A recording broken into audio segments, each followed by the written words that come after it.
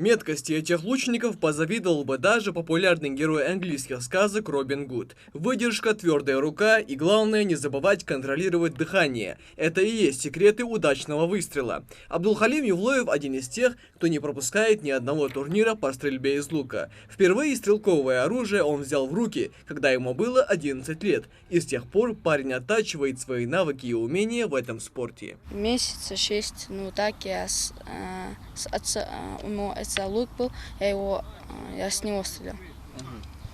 Ну он вообще меткий, как его может оценить? Нормальный, только по плечу эта нить ударивается.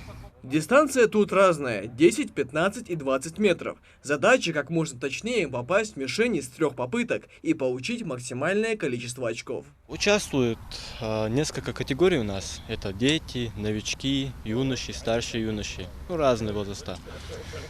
Призовых мест будет 12.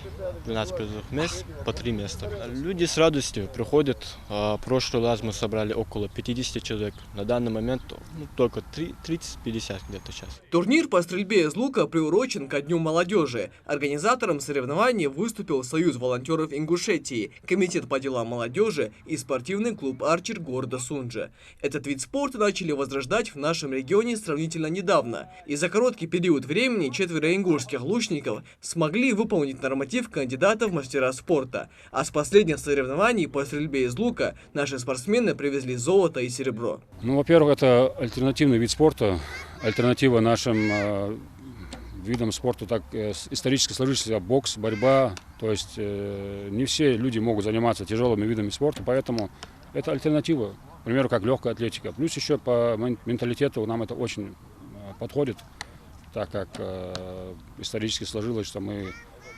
и охотились, и добывали себе пищу, и защищались именно вот этим данным оружием, так сказать. Теперь это, конечно, спортивный инвентарь. Любители и призеры турнира получат медали, грамоты, а также специальные призы – стрелы, мечи и дротики для дартса. Но самое главное для них – это время, проведенное с единомышленниками, и опыт, приобретенный в состязательной игре. Михаил Тангиев, Адам Дулаков, Новости 24.